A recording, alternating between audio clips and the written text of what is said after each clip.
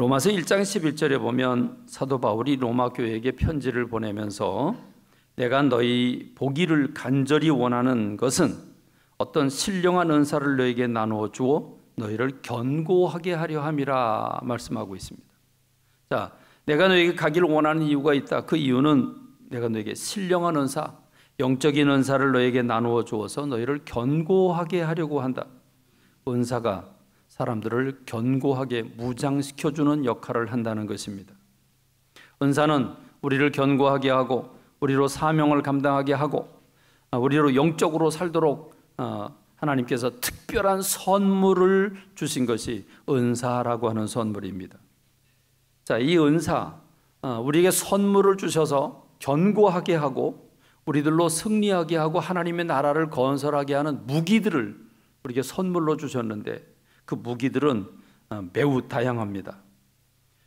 고린도전서 12장 4절의 말씀에서 은사는 여러 가지나 성령은 같다. 은사가 여러 가지라고 말씀하고 있습니다. 그렇습니다. 이 은사를 주시는 까닭은 각 사람에게 성령을 나타내시면 유익하게 하려 함이라 그랬습니다.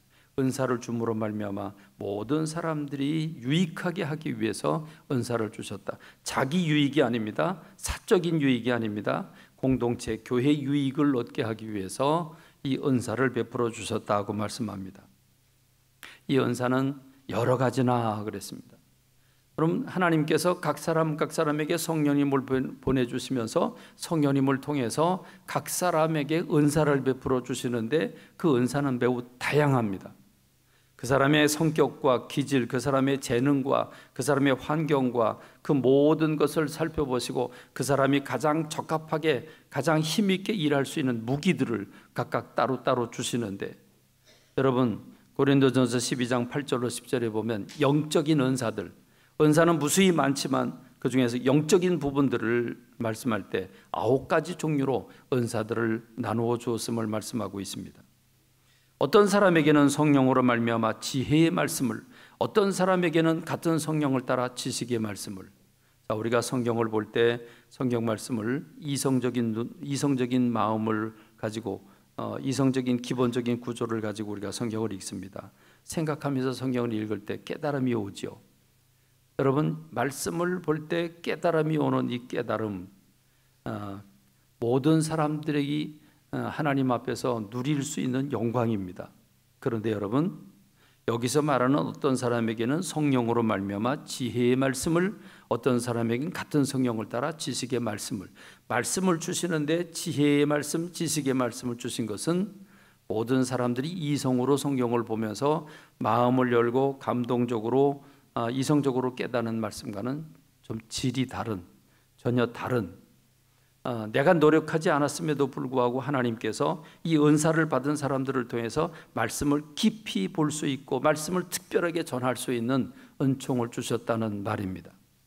그래서 하나님의 말씀, 하나님의 마음을 더 확실히 알 수 있도록 성경의 말씀을 지혜로 깨닫고 그 말씀을 지식으로 받아들일 수 있는 은총을 주셨다고 말합니다. 목회자들이나 또는 많은 성도들 가운데 이런 은사를 받은 사람들은 유난히 성경 해석을 명확히 하고 그리고 그 말씀을 좀 더 분명하게 전달하는 모습을 우리가 볼 수 있습니다. 그 다음에 다른 사람에게는 같은 성령으로 믿음을 그랬습니다. 여기서 말하는 믿음의 은사는 우리가 예수 그리스도를 믿고 내가 죄인임을 믿고 하나님이 내 인생의 주인이심을 믿는 이 믿음을 고백하는 그 믿음과는 다릅니다. 이 믿음은 역사를 일으키는, 기적을 일으키는 믿음을 가리킵니다.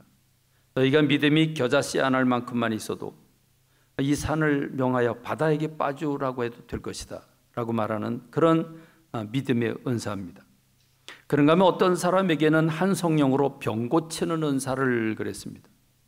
그렇습니다. 어떤 사람은, 어떤 신학자들은 의사가 병 고치는 은사 받은 사람이다 라고 이렇게 어설프게 엉터리로 해석하는 신학자도 있습니다만은 아닙니다.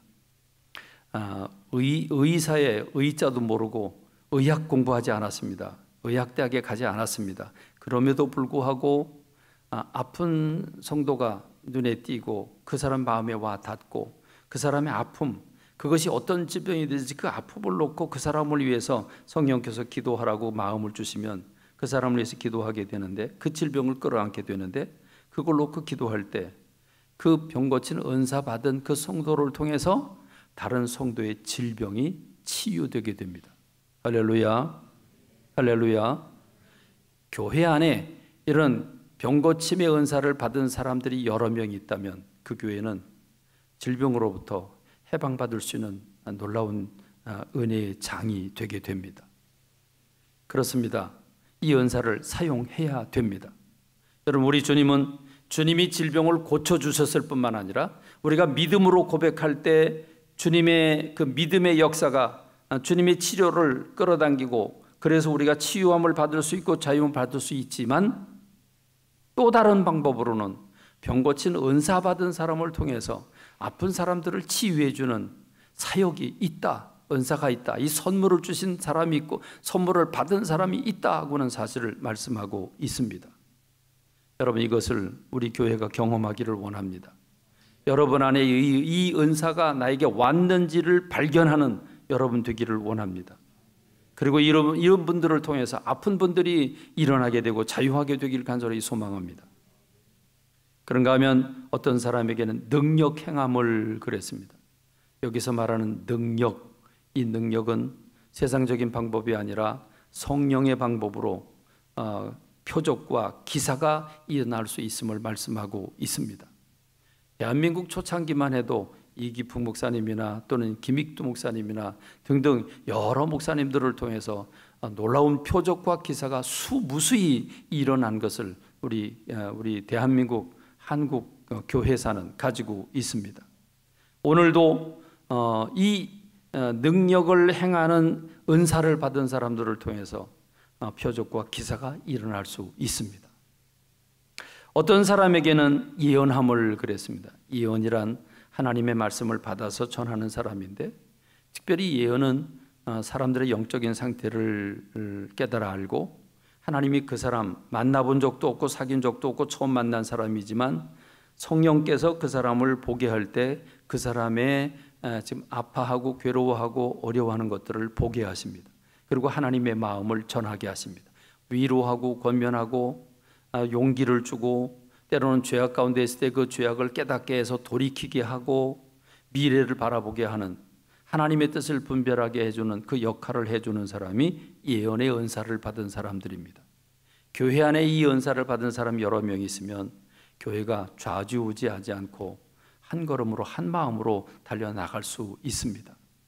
하나님의 뜻을 알지 못해서 실천하는 사람들이 얼마나 많고, 하나님의 뜻이 무엇인지 몰라서 헤매는 사람들이 얼마나 많습니까? 그런 점에서 예언의 은사를 받은 사람들이 교회 안에 있다면 무척 유익하게 쓰임을 받게 될 것입니다. 그런가 하면 또 어떤 사람에게는 영들 분별함을 그랬습니다. 영을 분별한다는 말은 이단을 분별합니다. 지금 겉으로는 좋은 옷을 입고 아주 밝은 웃음으로 다가오지만 사탄이 위장하고 교회를 무너뜨리기 위해서, 그 가정을 깨뜨리기 위해서, 주님 주신 복을 뺏기 위해서 사탄이 위장하고 들어올 수 있습니다. 그런데 영들을 분별하는 은사를 받은 사람은 그런 사람을 보면 바로 알아차릴 수 있습니다. 그 은사를 주셨기 때문입니다. 그런데 능력이 있음에도 불구하고, 병 고치는 은사가 있음에도 불구하고 영들을 분별하는 은사가 없으면, 그러면 귀신에게 휘둘리킬 수 있습니다. 이단에게 걸려 넘어질 수 있습니다.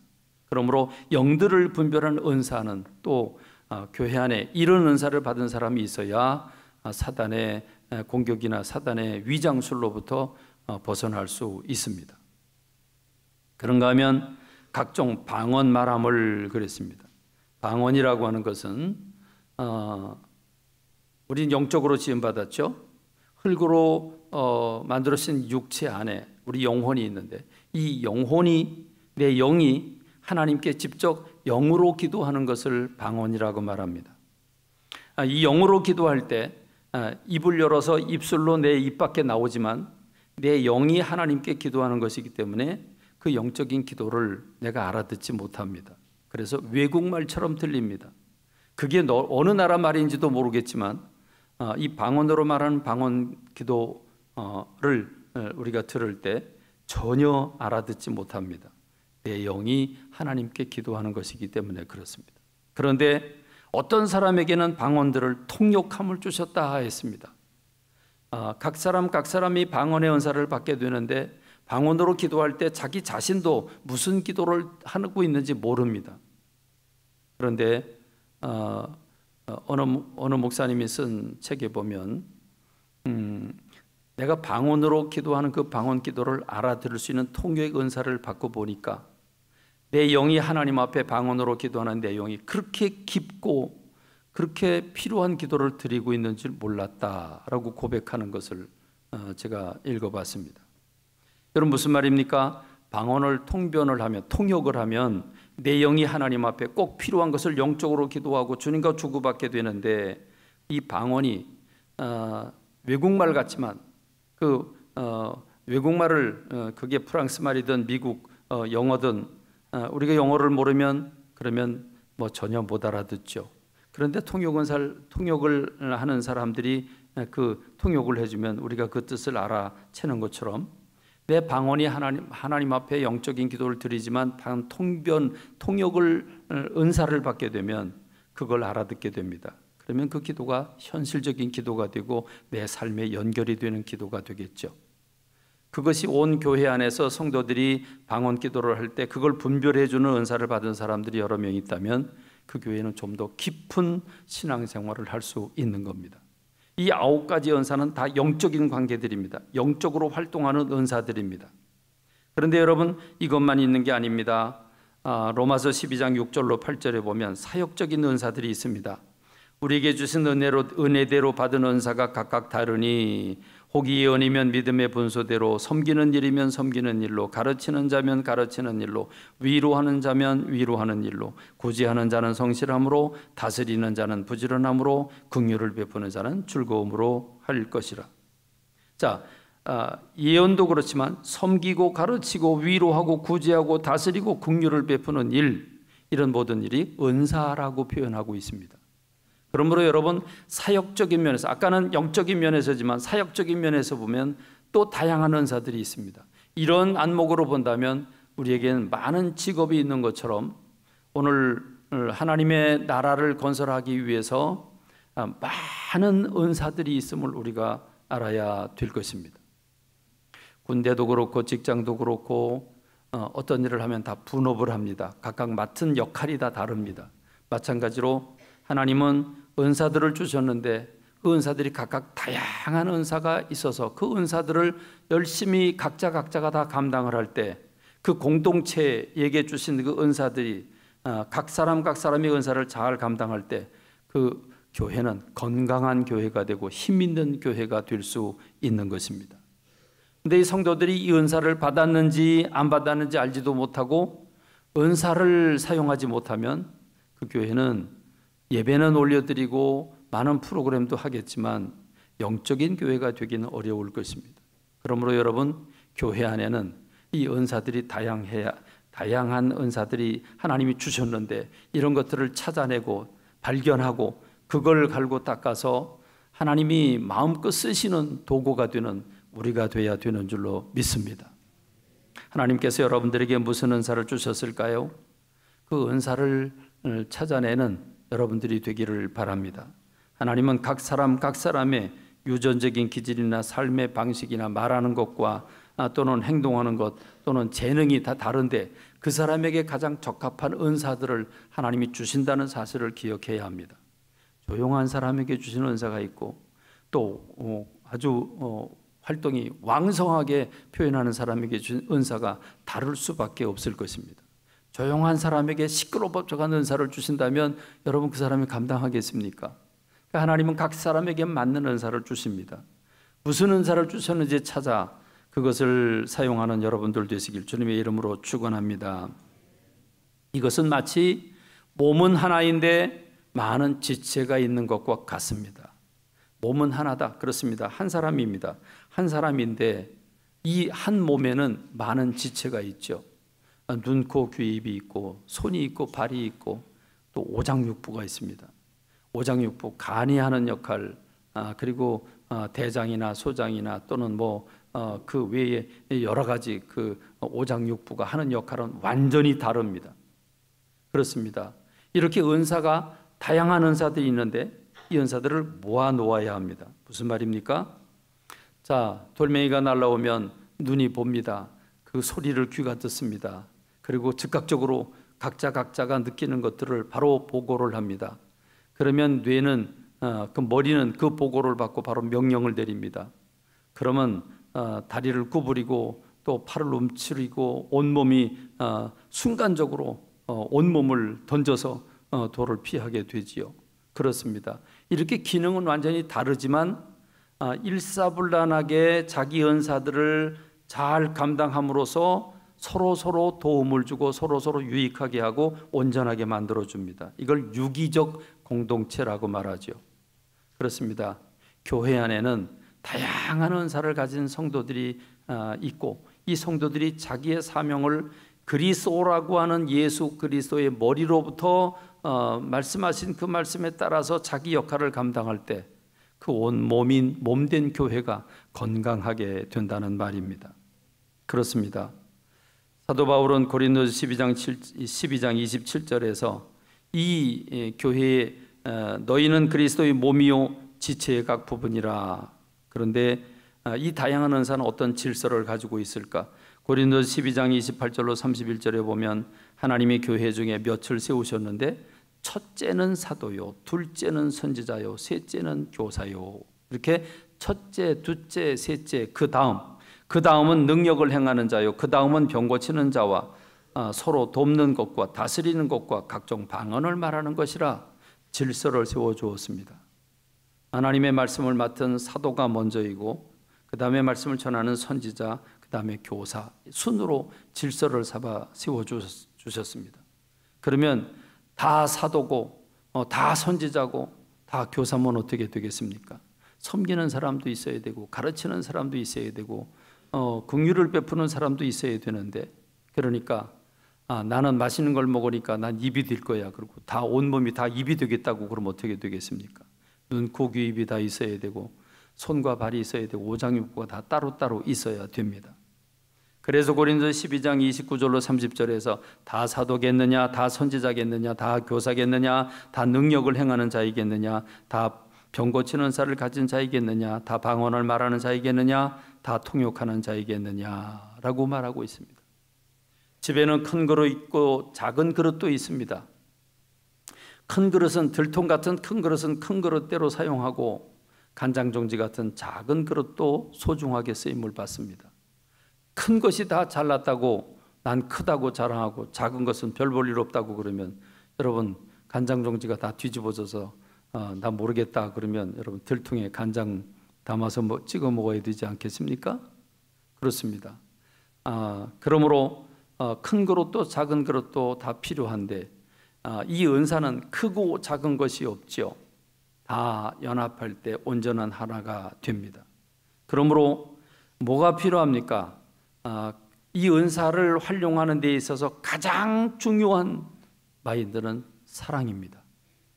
사랑이 없으면 아무것도 아니다. 사랑이 없으면 아무 쓸모가 없다. 유익이 없다라고 말합니다. 사랑이라고 하는 모든 은사는 사랑의 마인드를 가지고 긍휼적인 마음으로 사용을 해야지 사유화가 되고 권세를 누리는 은사가 되어서는 안 된다고 하는 것입니다. 고린도서 13장 1절로 3절 내가 사람의 방언과 천사의 말을 할지라도 사랑이 없으면 소리나는 구리와 울리는 꽹과리가 된다. 내가 예언하는 능력이 있어서 모든 비밀과 모든 지식을 알고 산을 옮길 만한 모든 믿음이 있을지라도 어마어마한 일이죠. 상상 못할 일이죠. 그런데 사랑이 없으면 아무것도 아니요 그랬습니다. nothing 그랬습니다. 내가 내게 있는 모든 것으로 구제하고 또 내 몸을 불사르게 내어줄지라도 사랑이 없으면 내게 아무 유익이 없느니라. 그래서 사랑이 있어야 된다. 그런데 여러분 마지막 부분에서 오늘 함께 나눌 말씀은 특별히 12장이 이 은사의 장이고 13장이 사랑장이라면 14장으로 건너와서 사도 바울은 한 가지를 특별히 더 추구합니다. 그게 뭡니까? 오늘 우리가 읽은 본문의 말씀입니다. 사랑을 추구하며 신령한 것을 사모하되 특별히 예언을 하려고 해라 그랬습니다. 사랑을 추구하고 신령한 것을 사모하되 특별하게 예언을 하려고 해라 그랬습니다. 왜 그렇게 했을까? 자, 모든 사랑을 기초로 하고 신령한 것들을 다 받아야 되지만 특별히 예언을 하라고 한 까닭은 예언이 온 교회와 성도들에게 매우 직접적인 유익을 주기 때문에 그렇습니다. 방언 기도를 하는 사람은 내 방언 기도가 내 영이 하나님께 하는 것이기 때문에 자기에겐 유익하지만 다른 사람에게는 아무런 유익이 없습니다. 저 사람 방언 기도하네. 저게 무슨 외국말 같아? 뭐 저런 말을 하지? 그리고 나하고 상관이 없습니다. 교회 유익이 없습니다. 별로 유익을 끼치지 않습니다. 그런데 여러분, 예언이라고 하는 것은 하나님께로부터 이 교회에 관한 하나님의 마음, 하나님이 기뻐하시는 것, 하나님이 싫어하시는 것, 하나님이 원하시는 것, 그 마음을 교회를 향해서 예언의 은사를 받은 사람이 이것을 드러낼 때, 그것을 표현할 때 온 교회는 하나님의 마음을 알아듣게 됩니다. 한 사람을 향해서 지금 아파하고 좌절하고 낙심하고 괴로워하는 그 한 성도 한 성도를 향해서 예언의 은사를 받은 사람이 육신의 언어, 우리 언어로 그가 알아듣도록 하나님의 마음을 전하면, 하나님의 뜻을 전하면, 여러분, 그는 바로 그 자리에서 깨달음을 얻게 되고 확신을 얻게 되고 위로를 받게 되고 회개하게 되는 역사가 일어나게 됩니다. 그래서 오늘 우리가 읽은 말씀이 여러 가지 비유를 들면서 이 예언이 우리가 얼마나 유익한가를 말씀해주고 있는 겁니다. 그래서 사도 바울은 이 예언의 은사를 특별히 사람들이 받았으면 좋겠다. 교회 안에 이 은사들이 많았으면 좋겠다. 특별히 예언을 하도록 하나님께 이 예언의 은사를 사모해라 하는 말씀을 우리에게 주고 있는 겁니다. 그렇습니다. 나는 너희가 다 방언 말하기를 원하니 특별히 예언하기를 원하노라. 만일 방언을 말하는 자가 통역하여 교회의 덕을 세우지 아니하면 예언하는 자만 못하다라고 말씀합니다. 그러면 여러분, 우리 교회가 이번 수요일부터 내일부터는 성서예매 강의를 집중적으로 3일 동안 아침 10시부터 오후 5시까지 합니다. 그리고 수요일 저녁부터 금요일 저녁까지 우리는 은사 집회를 하는데 특별히 예언이라고 하는 예언의 은사를 받은 전사님을 모셔서 그 전사님을 통해서 주님의 마음을 알기를 원합니다. 각 성도가 이게 하나님 뜻인지 아닌지, 나는 왜 이런 삶을 살고 있는지 많이 괴로워하고 아파하고 답답해하는 성도들이 이 은사를 받은 전도사님을 통해서 주님의 마음을 분명히 알고 우리 교회를 향한 주님의 마음을 알아서 우리 교회가 한 걸음 더 진보적으로 한 걸음 다가가기를 간절히 소망합니다. 교회가 하나가 되기를 간절히 소망합니다. 이 예언의 은사가 오늘 우리 시대에 적어진 까닭은 지난 2000년 교회사가 이어져 오는 가운데 수많은 예언 은사 받은 사람이 있었지만 여러분, 구약 시대에 보면 거짓 예언자가 많습니까? 참 예언자가 많습니까? 거짓 예언자가 많습니다. 그러다 보니 거짓 예언자가 거짓으로 예언을 하게 되면, 자기 생각을 예언하고 자기가 꿈꾼 것을 얘기하게 되면 그러면 혼란스러워집니다. 그래서 목회자들이 목회 현장이 너무 혼란스러워지니까 예언의 사역을 소중한 건 알지만 뒤로 밀어놓습니다. 그러다 보니까 교회 내 은사들이 별로 활동하지 못합니다.